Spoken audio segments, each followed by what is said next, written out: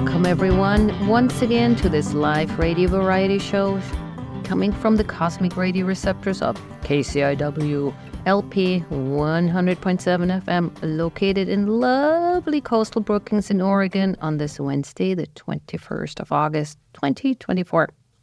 My name is Dr. Gigi, and you are tuned into this week's edition of Docking In. Jacques. Jacques. My co-host is, as always, Jacques Wolf-Kepner. Jackie, how the friggity-froo are you? I'm doing fantastic, doing finer than a dancing diner, and having fun. It is, again, Wednesday the 21st. It's a nice day out there. It's super nice. Sunny the whole way up from Crescent City and in between. Yep. We will, of course, start each week's show with a segment full of interesting to me and most other people but Jackie's topics we call MDT. It's always interesting. Actually, it is. Sometimes I've kind of some of your subjects, but today is fascinating, so stay tuned for this one. You might want to get your pen and paper out, too, and write down some of these things.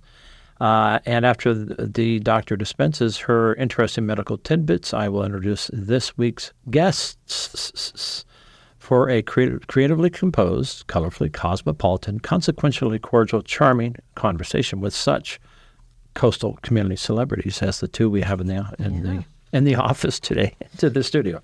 We tried to top off the hour again with a fun time corner filled with awesome quotes and funny jokes. Yep. Oh, and before we go into MD today for doctors dispensing her knowledge, let's give a shout out to our listeners. All right. John and Patty. Who else? Kelly. Hey, Kelly. What's going on? Dr. Sherry and Chris. Yeah, Dr. Sherry and Chris. All right. Dave, Rebecca, Lucas. Who else? Rika. That's right. Hey, Rika. Sisty. Jaden, Jared, Grant, Vera. How are you? Who else? Dave, Scarlett, Darwin. Oh, yeah, I forgot Darwin. And Peggy there, too. I forgot Peggy. Teresa and Mike.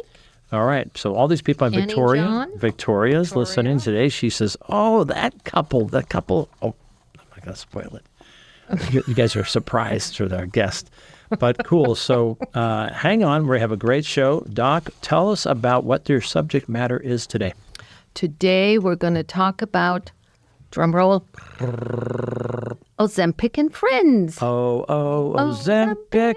You know, that's okay. We don't even have TV, and we know that. How can that be? I don't know. Wall Street marketing, man, they got it down. So Ozempic is one of the better-known new medications on the market that has been used for weight loss and, of course, diabetes. It came on the market in 2012, and it was actually designed as a long-acting alternative to Saxenda and Victoza, or the non-brand name liraglutide. It was approved in 2017, so 5 years later, for diabetes. So it came on the market, and then it needs to be approved. Well, it came on as a diabetic medicine, but what happened? They started finding it. Yeah, and it was approved in 2017 for diabetes, and then they thought, dang, people are losing weight on it. Right. Let's remarket it. So for that, you need to do clinical trials, all the different stages, and have shown that there is no adverse effects. And they already showed that with the diabetes, more or less. But now that people lost weight. And so it was approved for weight loss in 2021. So 3 years ago, my math is bad, it was approved for weight loss. Yeah. But is it kind of hard to get your insurance behind you, unless you're a pre-diabetic person, right? If you're diabetic, it is pretty much always paid for. The weird thing is it's usually paid for as a brand name, Ozempic. But let's first delve into what these drugs are. Cool. What do they do? Do it. So they're so-called glucagon-like peptide 1, or GLP-1, and in conjunction or singly, another one called gastric inhibitory polypeptide, or GIP. Now, what do those do is... What do they do? Thanks for asking. They promote the insulin secretion with a lower concentration of glucose. So that's what happens normally when normal people that are alive, eat sugar. Their pancreas makes more insulin. Remember, we talked about the insulin being the little doorman knocking on the door saying, hey, here's the food. So as soon as sugar is in the blood, insulin comes out to tell the cells, hey, there's sugar in the blood, go eat it. So those drugs make it easier for the insulin to come out, and you don't have to have a high sugar content. Why? Because some people's insulin or their little doorman doesn't work. That's what you're saying? Well, no, the cells are not as responsive to. Why? Because they can't hear the doorman saying, Right, hey, it's food time, it's room service, but they don't hear the knock at the door. But they still make their insulin. So type 1 diabetes people, they don't make any insulin. So these drugs cannot be used in type 1 diabetic people. Just diabetic too. That's what I used to be, right? You were type 2. I was type 2. I was a type 2. Yeah. Years ago, but mine was weight related. The other thing that it does, it suppresses glucagon. Glucagon is the stress hormone. Remember when you're stressed, you're fight or flight, you make more sugar, or you mobilize more sugar so you can get into the muscles. What is it called? Glucagon. I have some of that in the cabinet. It's called Gugon. You put it that stuff, and it'll take labels, the stickiness off labels. It's close. Okay. That's good enough for you. Nice. Good. And it slows gastric emptying, so you feel full longer. Okay. The big thing is it suppresses appetite. Okay, how? Well, in doing this, in giving, it suppresses glucagon, in slowing the gastric emptying, you're still feeling full, and in activating the fullness center. Okay, but what about the fight or flight side of this? Remember we've talked about this, about the fight or flight. Right. It puts you into that state of... Right, but that's not it. It suppresses the glucagon, so you do not go that route. Because if you think there's a lion, an impending lion going to jump on you, the last thing you're doing is being hungry, right? That shuts down. Yes. It's more focused on your eyes and your ears and your senses muscles. And your brain and your muscles. Yeah. Right. You're ready to dash and get that out of there. Yeah. Okay, so it puts you in that state? No, she's shaking her head at me. No. Okay, let's not go down that road, Jacques. Just don't go there. So let's talk about the names of... So because not everybody is on Ozempic. These drugs are called, I'm going to just list all of them, most of them, dulaglutide, liraglutide, semaglutide. Do you see? Yeah. They're all glutides, right? Right. Then those are the note brand. And then the brand name would be Ozempic, Saxenda, Rybelsus, Wegovy, Trulicity, Victoza. And then there are others like Mounjaro, Zepbound. Those are the tirzepatide. They end a little bit differently. Okay. Are these injected? They're in injectable These are form. all, well, there's one that can also be as pill form, but they're not as good for weight loss. So these are all injectables. Once a week injectable. Some of them are daily, and most of them are once weekly. So that was the big thing for Wegovy, because the Saxenda and Victoza was a daily injection. So they wanted a longer-acting one. So that's how Ozempic came up. So once a week, and it would give you a pen that has so much. It's loaded. So they're loaded pens, and some of them you do one pen each time. You empty a whole pen, or you dial it in, and you dial in the concentration that you want, and you can use that one pen for a month. Okay, I've also heard it's very expensive. It is super expensive if you don't have diabetes. In the beginning, probably in 22 or so, maybe beginning of 23, most insurances actually paid for it for weight loss as well, which was nice, and pre-diabetes, because we know, the science knows and medical profession knows that overweight people have way more comorbidities that later on bites them in their butt. So they have worse outcomes in certain pathologies or diseases. So you would be better to bite the bullet on something early on to get people thinner, hopefully getting more engaged in exercising and eating more healthy. Because otherwise they might run into all these other issues. Yes, that come with obesity. So you However, we prescribe it? have, I prescribe it a lot. It is not covered now anymore hardly ever for prediabetes anymore. Never, almost, I should say never. I have people who are on, for example, Zepbound, which is the exact same thing as Mounjaro. Mounjaro is a brand name for a diabetic medication. Zepbound is a brand name for the exact same medication for weight loss. But not everybody It's Hollywood's answer to the weight loss, right? I mean, it's the answer. It's the golden ticket right now. Yeah, a lot of people using most people do lose a lot of weight on it. The big understanding is you eat less because you're less hungry. Right. I get people coming in sometimes saying, well, I eat because I know I have to eat. No, if you're not hungry, you do not have to eat. Cool. So that's one thing. Now, so there's a lot of adverse effects. Not a lot, but a lot of adverse effects that people get scared of. For example, some of them might cause more pancreatitis. But again, pancreatitis is better to bite the bullet. So you have a few people with the pancreatitis, which can be dangerous, but a lot of people who lose weight and are a bit better off later on. Also, I'm not surprised it does cause pancreatitis because the insulin is made in the pancreas. So if it goes there and does a little fiddling around, I'm not too surprised. Now, the other thing I want to say is it also has been shown to cause more thyroid C-cell or medullary thyroid cancers, which obviously is pretty bad to have. So the jury's not back on this one yet. Well, they have a slight increase in that. Now, the jury is not bad.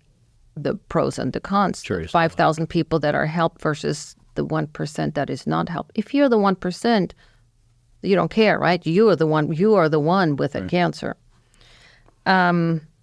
We do not have a high percentage of bad adverse effects. If we knew, we wouldn't prescribe it. There are some people who don't want to prescribe it because they're afraid in 10 years' time some effects come out, and then they're saying, well, how could you prescribe it? Well, we can because we don't know about these side effects yet. At this point, yeah. At this time. Still new. 4 years on the market as a weight loss. Yeah. Hollywood's go-to place. They can afford the $2,000 a month regimen, right? Yeah, right. So overall, it is viewed that weight loss is better than not having weight loss. Suffering from the ill effects of the morbidity. Oh, yeah. Oh, one more thing. People say, well, once I'm on it, I have to stay on it. Well, what it does, it suppresses your appetite. If you're not on it, you're not getting sick or bloating up in one day. You're just going to eat more because there's nobody there to suppress your appetite anymore. Cool. Okay. And same with, for example, blood pressure medication. If you're not taking your blood pressure medication anymore, your blood pressure goes back up. It's not a cure. It is a treatment. Cool. All right. You heard it there from the doctor herself that talked about Ozempic. It's the golden ticket right now. Ozempic. All right. Thank you, doctor, for that dissertation on that. Thanks to also in their booth, the engineering booth, Ray Simon and Tom Bozak. Appreciate you guys being in there.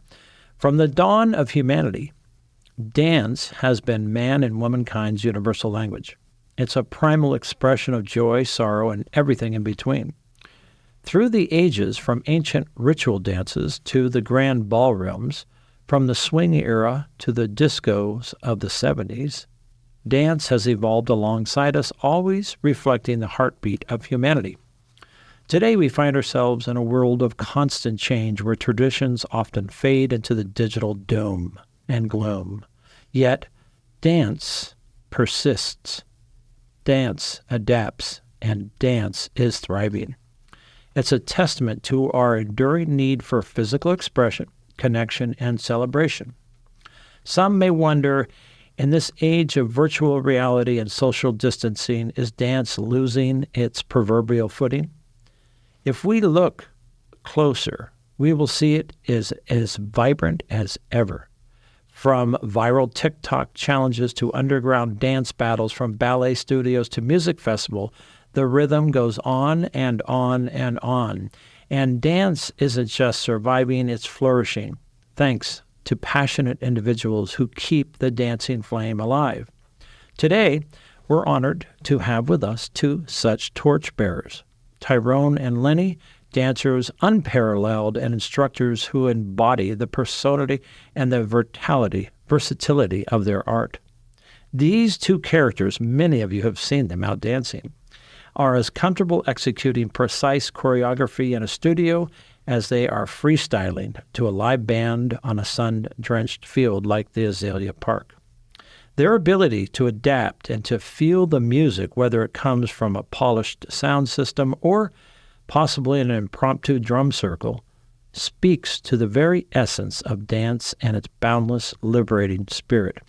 As long as there's music, as long as there's emotion to express, as long as humans seek connection and joy, there will be dance. It's a simple, fundamental part of what makes us human.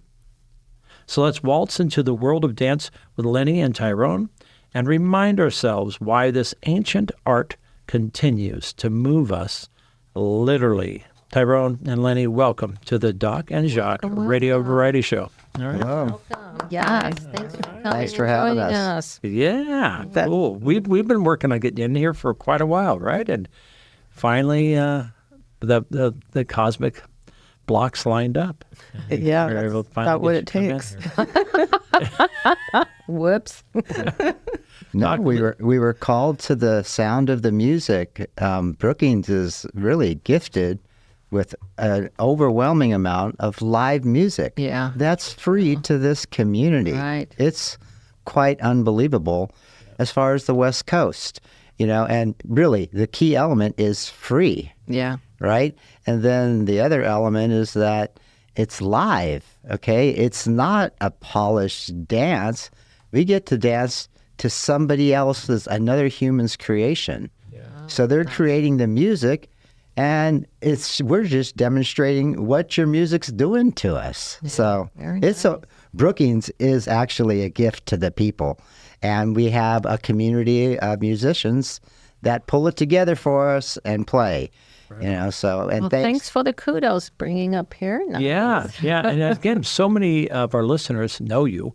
I put out that thing this morning on Facebook that said, the dramatic dancing duo. Everybody knows you. They know you're a very beautiful lady, Linnie, and Tyrone has the long black hair, which is now getting gray in it, like mine, slowly. Well, wait a minute. Let's reverse that.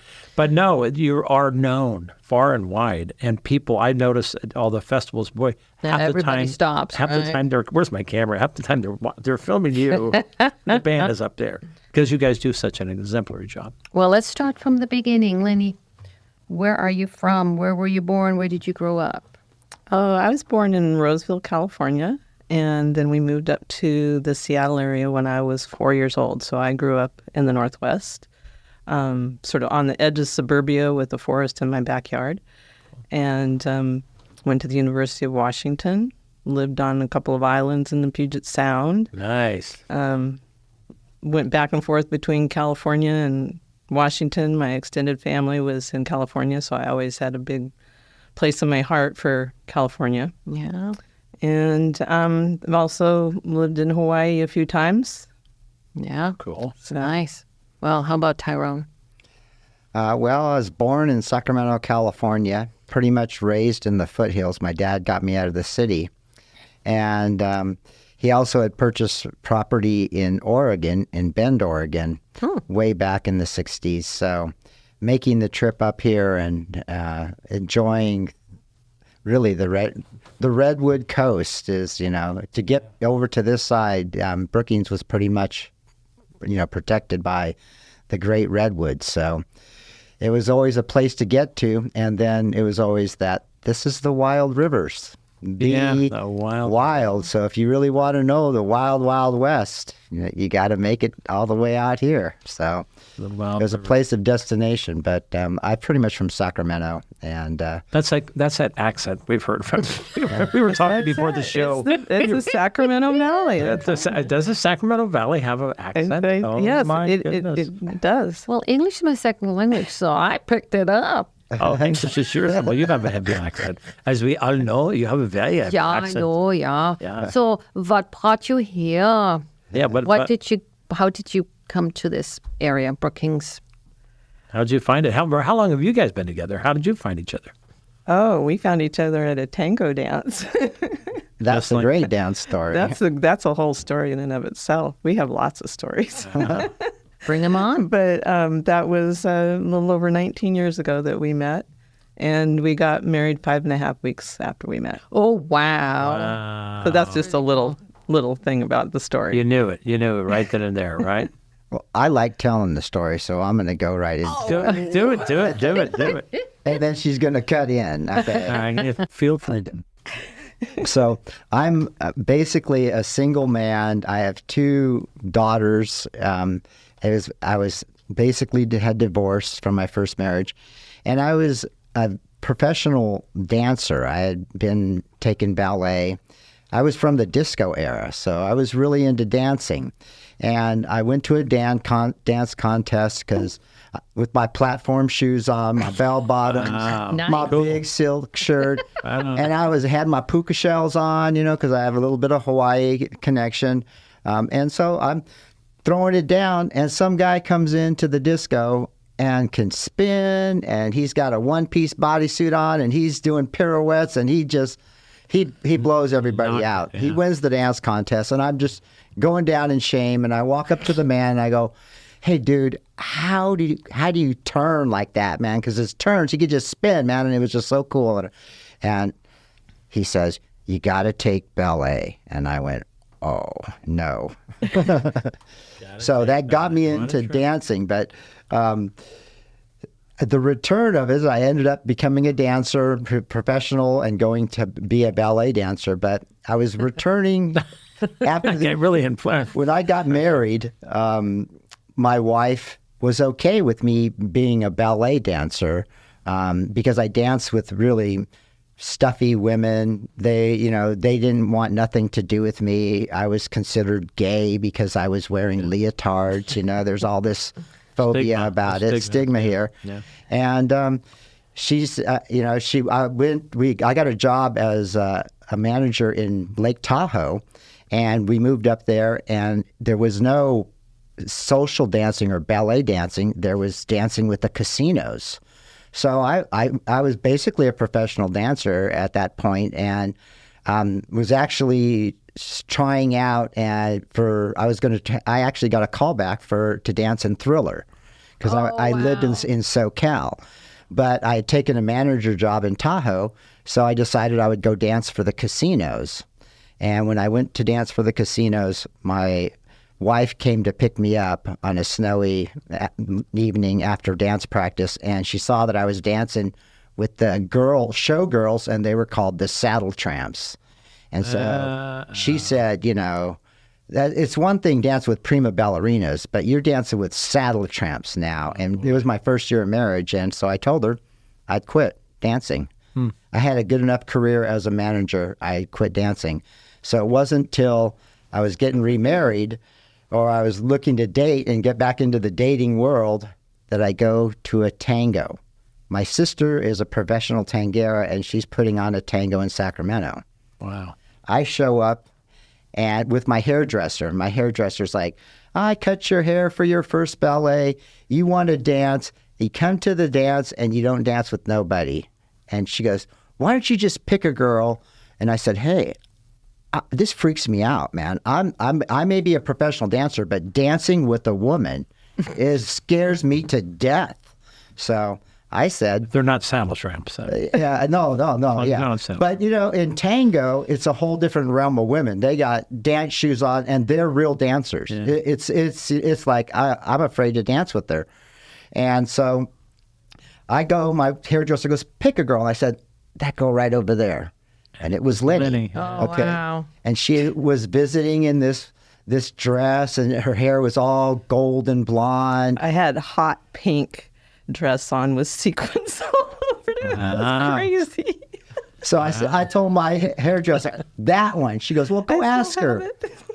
I said, "No, man." I said, "She's gonna mess with me, and she's gonna fall on the ground." Okay, this tango stuff is too hard. So I virtually am staring at her all night.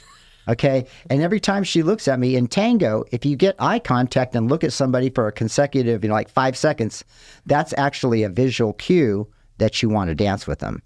If you look at a girl and say, kind of give her the eyes, "Hey, baby," and give her the eyebrow, and she looks away, that means don't even bother, don't even come. But if she looks back and you get that eye contact, it's like, it's game on. So here she are. I'm walking by the tango. I see her. I'm checking her out. I'm staring at her. She looks at me, and man, eyes away, man. Just look down, look away. I'd go by her in the hallway. I'd look at her, try to get eye contact. Boom. I'd look away. I didn't want to dance with her. Can you believe I thought he was shy? And so the end of the dance comes up, and in tango, they have what's called the tanda. You dance 3 dances. If you ask a gal to dance, you have to dance 3 dances.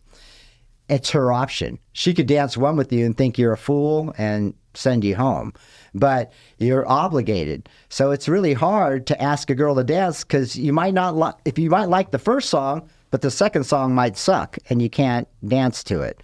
So it was So like you asked Linnie for the tanga, or what is it called? Oh, he did? no. What? Wait a minute. No, all night long, my turn. He'll talk the whole time if I don't stop him or somebody stops him. He, all night long, he was there all night long, heart never dancing, sitting across the room from me. And every time I would walk off the dance floor and sit down, he would be looking at me, and I would look over at him, and I'd smile because I'm really friendly to new dancers. I want them to feel comfortable. And so I was always like trying to make new dancers feel comfortable because it is scary for especially the guys, the leads, because they have a lot of responsibility. So, but every time, like you said, he would look away. So I thought he was really shy. And all night, he was just sitting over there, and as the night wears on, the newer dancers go home, and the better dancers stay till the end. You know, so you always want to be to the end to dance. Because some of these really good dancers don't come till late, and so I always like to stay to the end. And he was still there, and I was dancing with somebody, and went and sat down after the dance, and I said, "How come there's guys here that?"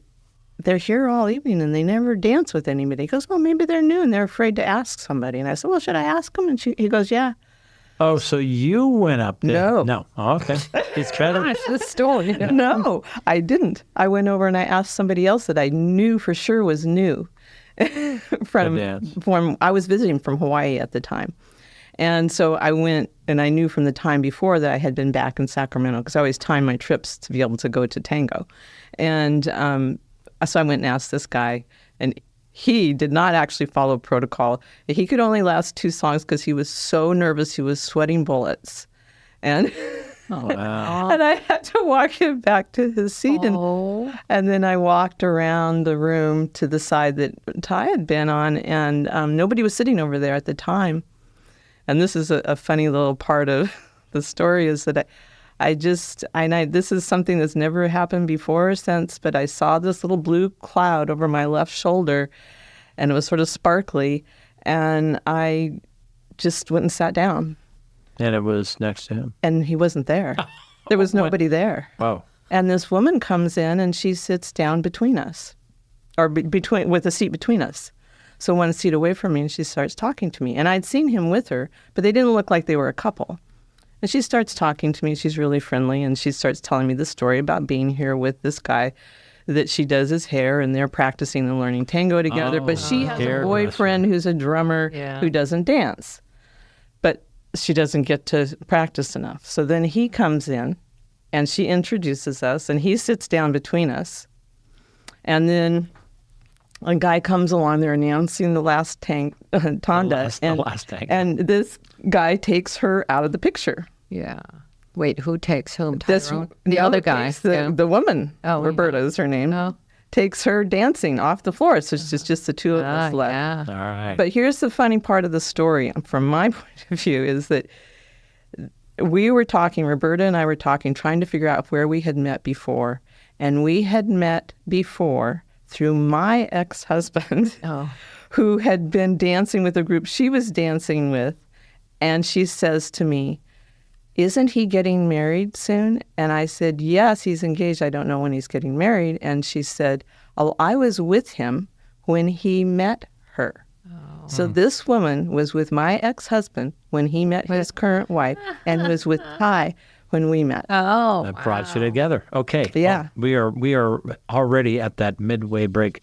That's an interesting story, loving story. I guess you finally danced. Yes. Some point. Okay. Yes, I turned who he called Rico Suave away for the last tanda and said I was dancing with him. All right, folks, we're already at the halfway point of this week's edition of Doc and Jacques. You're tuned to KCIW 100.7 FM in Brookings, Oregon. We are proudly a non-commercial community radio station. You can find out lots more on how to get involved in our great family that we have here of people, good people just like you, and how you can contribute and serve and donate your time and money to such a great local nonprofit radio station as KCIW. You can find out more by going to the website, which is kciw.org. You can also listen to this same radio show and all of our past radio shows due to the wizardry of Tom and Ray have put those out on the website, so you can listen at your leisure to these programs by going to kciw.org, pressing past shows, scrolling down to the Doc and Jacques, or any show that has been aired here, and you can listen then. All right, getting back to Tyrone and Linnie, with that story about how you met, what I want to ask both of you, Tyrone, have you always been a dancer since you were a kid? Were you like dancing as a kid? Well, I have 5 sisters, and I'm the only boy. So really, I came into really dancing for pretty much going to family events, like, uncle's wedding. My sisters would go, we got to practice, because we're going to dance.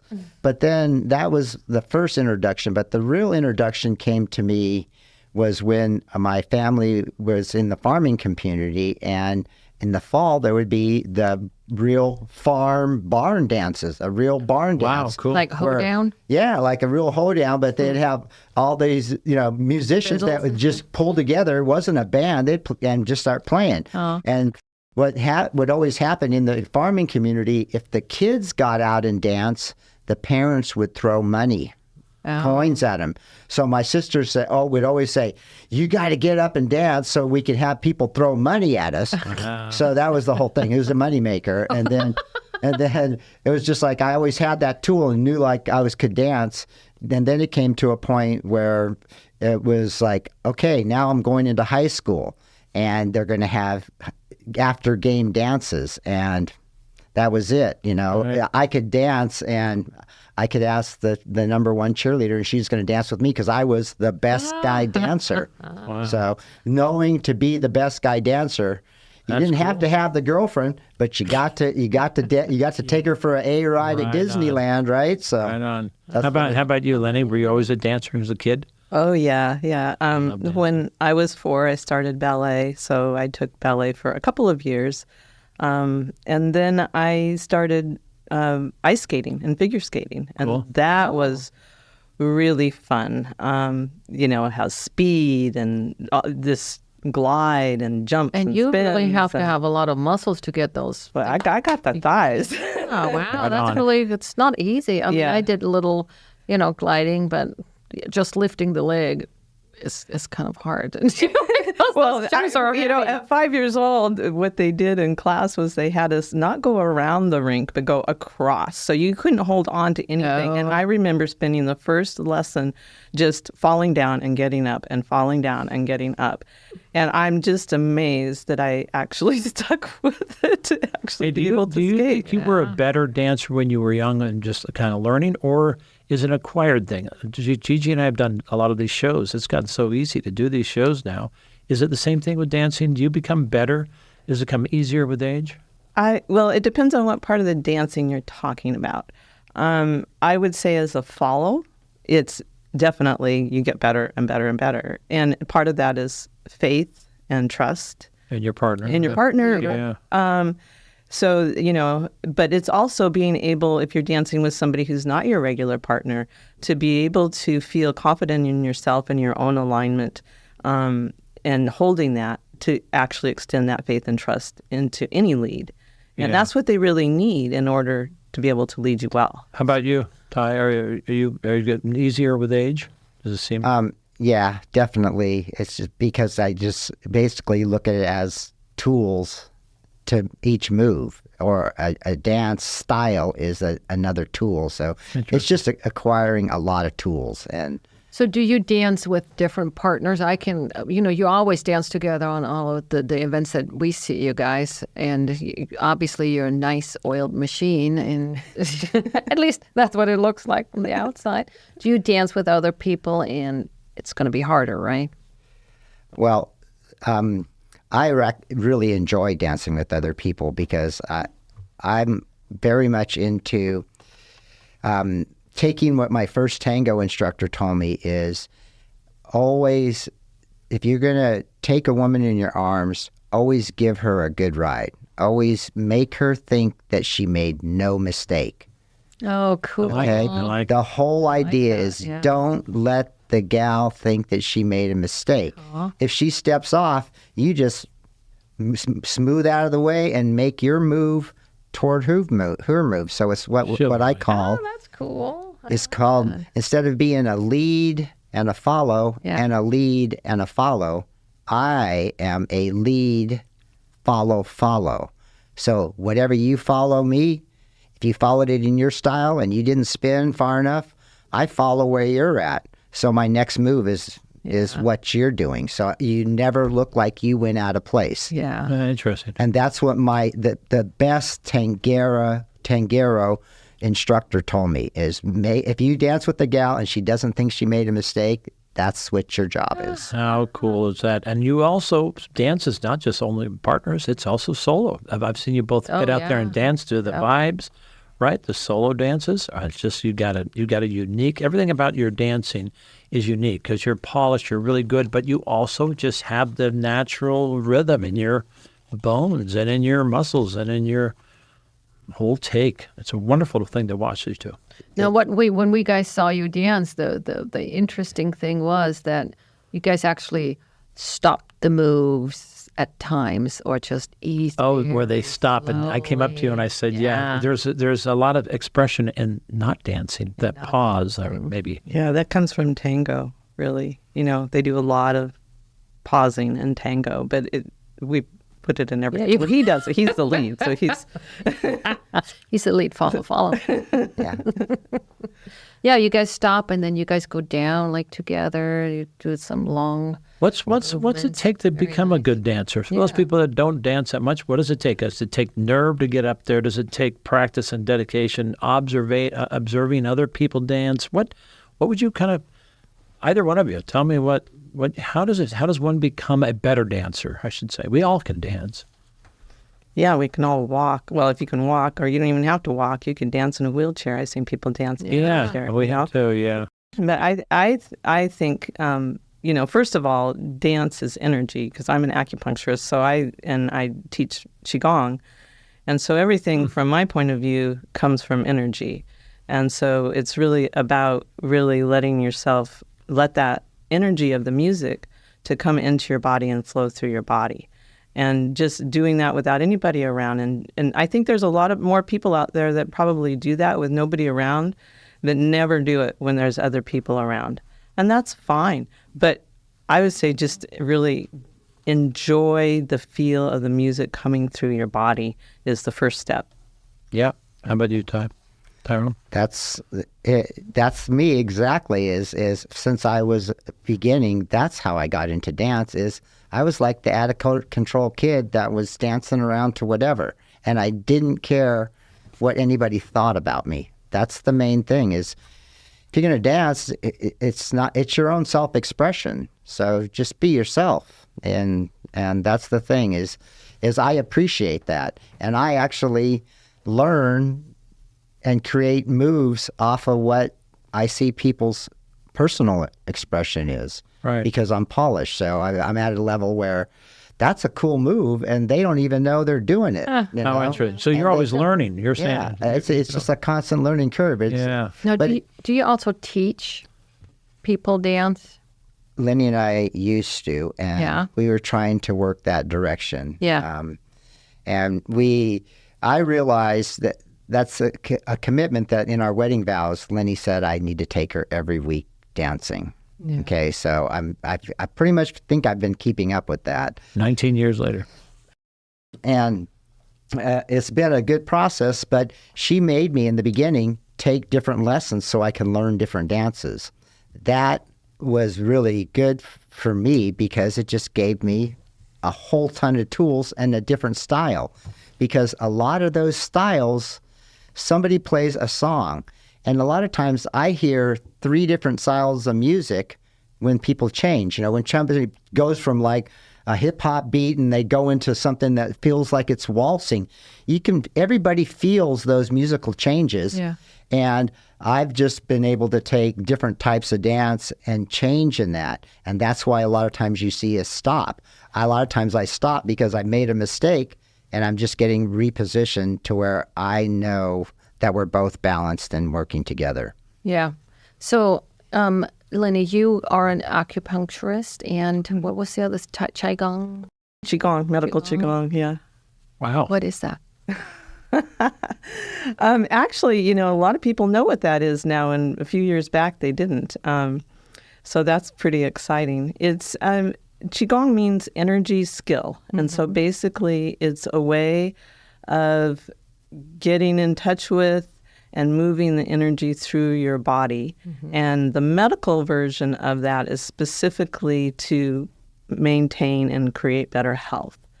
And so it involves breath work and movement, meditation, visualization, sound, all comes together. So it's all part of Chinese medicine, and it is actually the oldest portion of Chinese medicine. Wow. Do you combine that with acupuncture? Yes. Okay. So do you have people walk first or do certain movements before you know where you can puncture them? I don't necessarily as deciding where to put the needles in, but I might observe, movement if in a diagnostic version of that.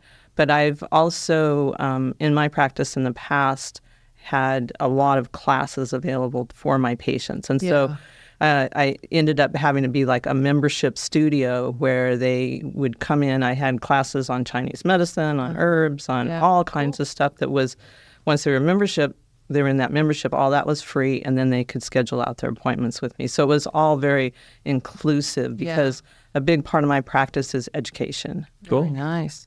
Didn't know that part about you. Yeah, that's pretty cool. So what advice do you have for anybody who wants to become a dancer or even thinks about dancing? Doesn't have to be professional.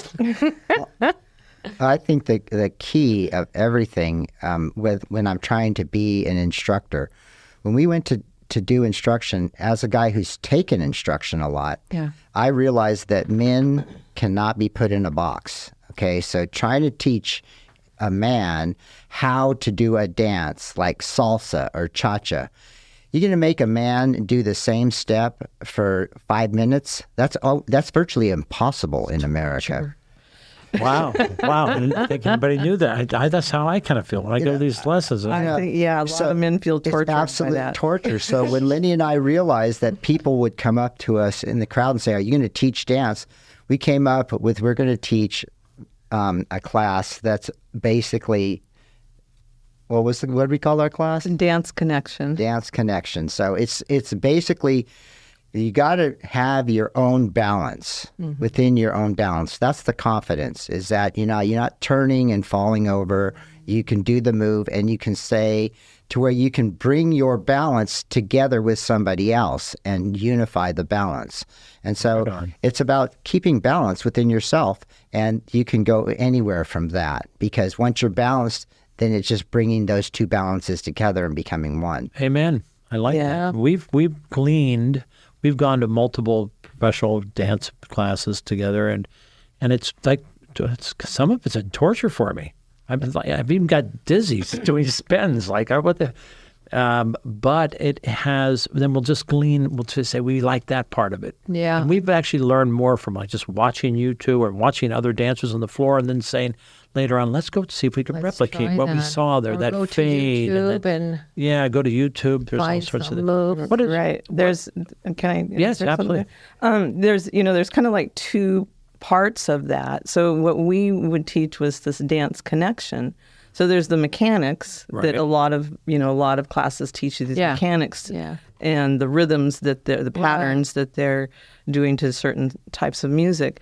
But our teaching is to really let go of that so that you can relax in the dance And to find your connection to the music first, find your connection to the ground, find your connection to your own body, and then feel your connection to your partner. And that moving as one, if you've ever seen push hands Tai Chi, it's very much like that. So that being grounded and centered in yourself, and then extending your energy out into the other person so that you're matching. Right. And that's what creates that magical, you still have to synchronicity there. still have to learn those little footings because you guys go left and right and back. Speaking of left and right and footings, Yeah. what's this two left feet all about? Can anybody dance? I mean, you said you've seen people in wheelchairs. I've seen them too dance. But what's this two left feet all about? Is it just people's inability to say, I can't get out there and do it? Maybe like people don't get up on stage at karaoke. They want to, but they just never do. And they finally break through, maybe. But can we all dance? Do you both? I think everybody can dance because, it's your own dance. Yeah. We If get you're blank walking. stares of two left You're feet walking. doesn't exist, right? Yeah.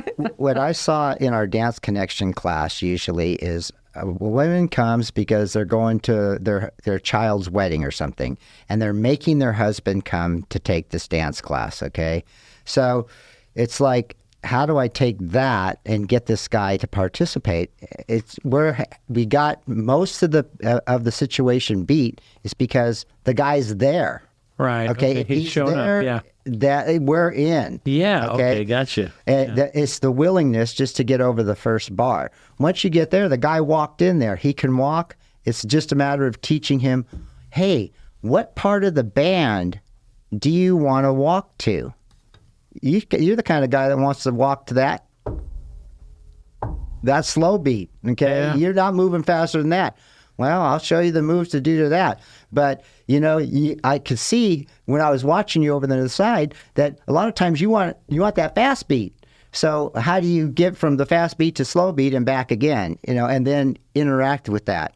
And what with a guy is it comes down to you basically, when you get into an embrace with somebody, that when I go into an embrace with somebody, I can visually see that person's body by the energy. We're basically creating a ball of energy between us, and we're working it. Yeah. And There it you goes go. apart and it Good. comes around. And as we go around and embrace, when she knows she's in my brace, she's reading me. In fact, most of the time, Linnie can close her eyes or has her eyes closed. Actually, I have a bad habit of closing my She closes her eyes. So she's leading from her heart. Yeah. She's feeling it. shows. She It already shows. knows. Amazing. Yeah. And I already know her momentum, where she's going. So I just take her into all the tools that I'm throwing. I'm imagining it, and then if she's there, she's there. If not, I might stop her. But I'm just trying to be the next member in the band is the way we look at Right it. on. We're performing a visual music with the band. So you guys don't really care where you dance, what the environment is, because you're feeling it, or do you have a favorite environment where you want to dance? Yeah, your setting, is that important? Well, there's mechanical things about that, the health of our bodies. It's kind of priority. And these days, it's really nice to be outdoors. Yeah. But it's also really good to have a nice wood floor. Yeah, you guys bring your own wood floor. You bring that on a little pad, right? A little Yeah. roll-out pad. That's called injury prevention. Yeah, so In your 60s. we're in our 60s. Right. Well, We all are, yeah. we all are, yeah. So, the joints, and then shoes are also really important, especially for the follow, to be able to spin and, Yeah, so and I not sometimes get caught. think you guys are really sliding on the wood floor, right? I probably would be falling left and right with this sliding shoes. Yeah, you guys got it. What is the hardest dance that you guys dance together? What is considered the hardest dance of all the dances? Tango? I would say probably people think tango because I would say the men probably think tango, wouldn't you, Ty? Yeah. Because of the responsibility of the lead. Yeah. But really, it's so funny because it's really attitude, because really tango is not that hard as terms of basics, but what it does is it reinforces the lead-follow relationship more than any other dance. And so if you really want to learn lead-follow, I highly recommend learning Argentine tango, not ballroom tango, Argentine tango. It's a folk dance. It's a street dance. And so that's where I learned to be a much better follow, is through tango. What's the easiest? The waltz? Of the classic ballroom dances, is the waltz the easiest? That's what they always seem to start you off on, right? 1, 2, 3. It pretty much is, because there's so many forms of it. Look at it across America. Country waltz. You know, you go to Zydeco dancing, they're waltzing. Right. You go to any dance, even like the bands that are playing, they all throw in a waltz of some. It's so classic that's got to be the number one dance. Okay, and of course it's Tchaikovsky and the Nutcracker. It's all that waltz of the flowers. So everybody is so tuned to the waltz. But if you look across America, waltz is done so cool in so many different ways. It could be all flying up there like that in big ballroom, or it could be country in cowboy boots and plaid shirts, and it's tango. There's a tango in waltz, the tango waltz. Oh. That's quite beautiful. It's really my favorite version of waltz is the tango. How about line dancing? Yeah, line dancing is great. It's great for that collective effervescence, everybody dancing together in unison, and it looks line nice. dancing reminds me of what's called bon dancing that the Japanese do. They do a bon dance, and it's basically they dance around the taiko drums in a circle. Yeah. Okay, but they do the same pattern over and over and over and over again, just like line dancing. So if you can learn 5 moves in a row, you're on. So I actually used to teach international line and circle dances, folk dances from all over the world, and I loved your intro, Jacques, about, dance and how it's just been with us for the ages, and it connects us all together. And those dances, those old dances that put people into a trance-like meditative state that they did at certain specific times for different reasons, it is in our DNA. Right. Where do you see yourself in 2 to 5 years, let's say? We already know where you see yourself in 3 months, but give us the 3 months and the 2 to 5 years. I think we'll be doing dancing in Hilo, Hawaii, and be guest visitors to Azalea Park. There we go. Right. As trying to see that the pulse of dance is alive in this town, because it's amazing. This town, I've been dancing across the West Coast I'm 65 years old, and this town I've had more older men, senior men, come up to me and thank me for dancing. And that is really a big surprise. Yeah. Now, that tells me that these men admire dancing and they've appreciated it. So, but what I'd like to say to those men is, take your wife, take your woman, and get out the floor. Even if you just stand there like a bump on a log, shake it, release some of that energy, and share the love, because dance, it just allows you to free your spirit. And in America today, we need to dance through. We need to dance. We need dancing, and we need community, because this is something we all have in common. We all have dance in common.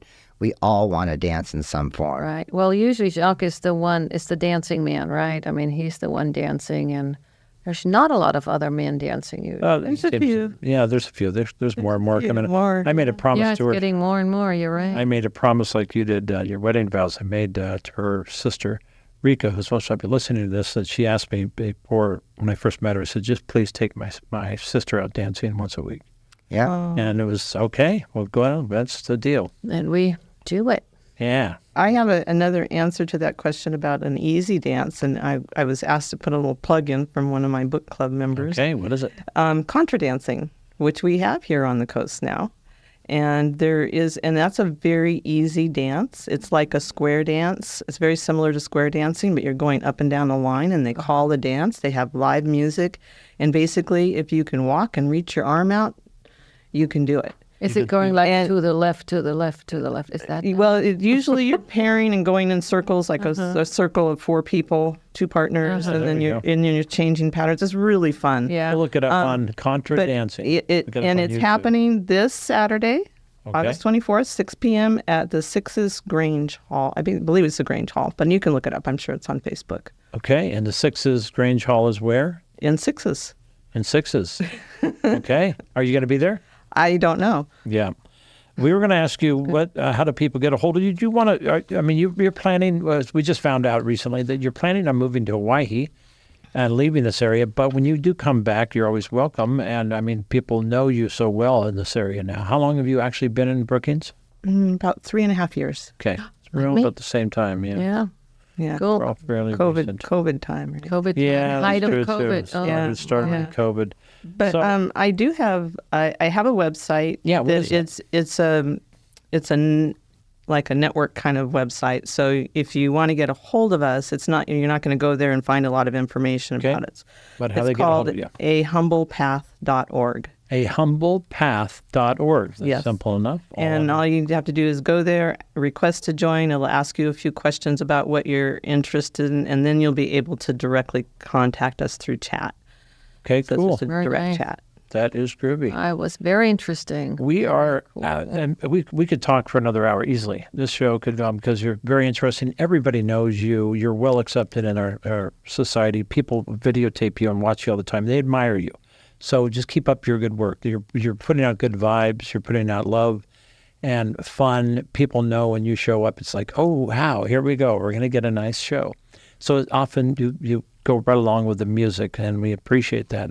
We do, and I know everybody else in this community does. So thank you very much. Thanks for coming on. Yes, Thank you guys. Yeah, it's all about the joy. It Been is. fun, and thank And you. we have about the joy. A bunch of joy. Do we have what time is fun time corner? Okay, where's my jokes? We got to go through these jokes. Please laugh at my jokes. Okay, I what's have what's a quote, Doc? which is a good one. What's To a quote? play a wrong note is insignificant. To play without passion is inexcusable. To play a wrong note is insignificant. To play without passion is inexcusable. Ludwig van Beethoven. I knew that. So he didn't like the quote. And I said, but it's from Ludwig von Beethoven. And then he Okay. said, okay, we can say Give it. the other one. Give the next one. I like that one a lot. The world is changed by your example, not by your opinion. The world is changed by your example, not by your opinion. That's what we should really pay close Right. attention to that. Okay, what's a ghost's favorite dance, Lenny? Do you know what a ghost's favorite dance is? Goes. The boogie woogie. Oh, I don't even know why that's funny. You didn't grow up in the States. Yeah, okay. Okay, but what's a mystery writer's favorite dance? What is a mystery writer's favorite dance? What? The twist. Twist. The twist of the story. A mystery writer. Okay, these are bombing. All right, give me another one. Ha Thank you. That's There it. are shortcuts to happiness, and dance is one of them. There are shortcuts to happiness. oh, that's This is one of- true. Right? That's really cool. What's the next one, Doc? Dance with your heart, and your feet will follow. Dance with your heart and your feet will follow. That's Thomas Carlyle. There is now help for all those of you out there that are addicted to line dancing. It's a 2-step program. Finally got a plan. So I did get sick last weekend after dancing, and I had to go to Dr. Gigi, and she said I got Saturday night fever. How about a roll? Wow. Thanks, everybody. Hey, Jenna should like this one. Okay, give me another quote. Nope, we're done. Oh, we're done. Jiminy, Majuni. We're making it a habit to run late, so we're going to stop it right now. Okay. We're squeaking the last words in during the last few seconds. This has been a live radio show on KCIW LP 100.7 FM, the Doc and Jacques Show in Brookings, Oregon. We hope that you have enjoyed the show. Jacques and I certainly have loved listening to our guests. Tyrone and Linnie. Yeah, thank you so much. Tom Bozak and Ray in the engineering. Thank you for listening, everybody, folks. Peace and love to you all. Bye-bye. Goodbye.